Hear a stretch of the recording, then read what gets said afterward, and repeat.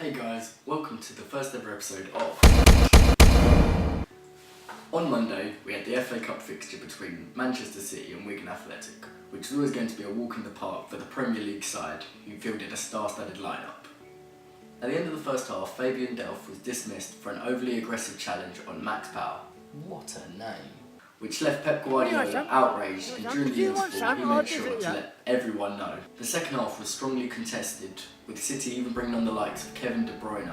However, he was ineffective against a player with the greatest football chant of all time. With the game ending 1-0. Cue pitch invasion.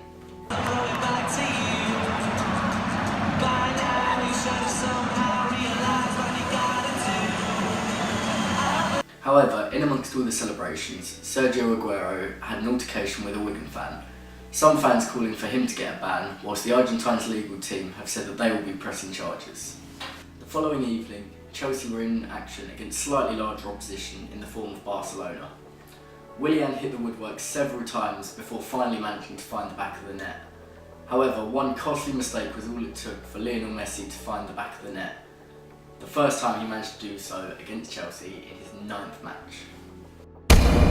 كرة كانتي ماركوس ملاعب يا ألونسو هاي متاع ملاعب كبير برشا راكيتيتش ذهب خاط على راكيتيتش شوف الكرة ممتازة جدا. Elsewhere that night, Bayern Munich managed to make Besiktas look like Arsenal, putting 5 past them, with doubles from Lewandowski and Thomas Müller. On social media, there was an alleged recording of Hector Bellerin leaked, with him saying that he wanted to leave Arsenal and explaining the reasons why. Let's have a listen to some of that recording. This year things haven't changed, so the boss was like, don't worry, things are going to change, it's going to be much better, we have a big project in our hands and stuff like this. So obviously I was like, listen, I'll wait 1 more year. So I feel like this year then I have a bit more like strength to be like, listen, last year you told me this and this hasn't happened, so now I really want to get the fuck out, you know? So that's the only thing that would be holding me back. But obviously I want to take on a new challenge. Obviously I have other options, but they're the ones that look like they really want me, and that's obviously something that you really want from the club you want to go to. Now, many supporters believe this to have been faked by an anti-Bellerin fan in order to turn others against him, whilst others have theorised that Arsenal Fan TV themselves might be behind the recording. The main reason that I would say that this is probably fake is because if you have an actual recording of Hector Bellerin saying these things, why would you release it on Twitter for free when you could go to the news sources and sell it for a lot of money? Now, on Wednesday, Manchester United drew 0-0 with Sevilla in generally quite a dull affair. Scott McTominay got the nod ahead of Paul Pogba, who has reportedly fallen out with manager Jose Mourinho in recent weeks, and the young lad looked right at home in the Champions League. However, Big Paul didn't have to wait too long to make an appearance, coming on in the first half for an injured Ander Herrera. Shakhtar Donetsk also came from behind that night to defeat Roma 2-1, with midfielder Fred, who has recently been linked with Manchester City, adding a few million to his price tag with a sumptuous free kick, which gave his side the lead to take to Rome in 2 weeks' time. In Spain, Villarreal centre-back Ruben Semido was charged with attempted murder, as well as robbery, assault, illegal detention and possession of illegal weapons. Quite why a footballer earning thousands a week would feel the need to commit such acts baffles me. However, it does prove you can take a player out of the streets, but you can't take the streets out of a player. He has denied all accusations, but Villarreal have suspended him until further notice. In a week which already threw out one upset on Monday, Östersund pulled off another remarkable victory, defeating Arsenal 2-1 at the Emirates. However, unfortunately for them, they did not go through, losing 4-2 on aggregate. A similar fate befell Serie A leaders Napoli, who managed to defeat RB Leipzig 2-0, making it 3-3 on aggregate, but going out due to away goals.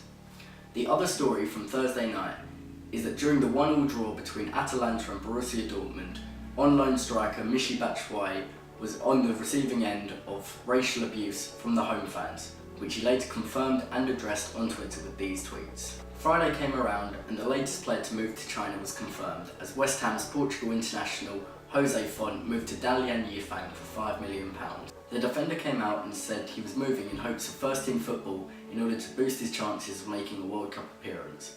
However, I think we all know the real reason behind this move. That evening, Hull City faced Sheffield United, and the home fans made themselves heard, staging a protest in the 20th minute, by launching tennis balls and stress balls onto the pitch. Hull City went on to win the match 1-0 thanks to a goal from Nuala Dicko. The weekend saw the return of Premier League action, which started with Leicester City drawing 1-1 with Stoke City due to captain Jack Butland's error in the 70th minute. Despite this, manager Paul Lambert still described him as the best keeper in Britain.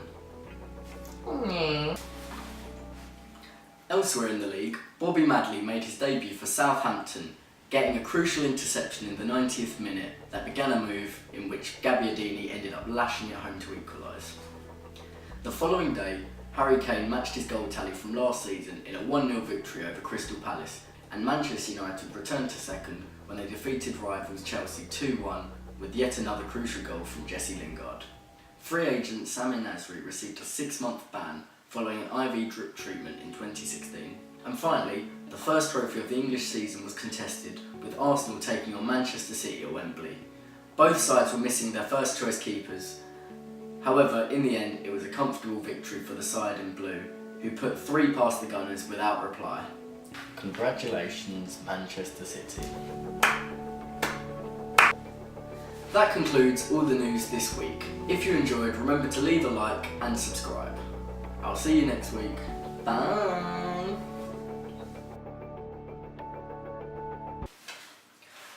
Oh, thank God that's over.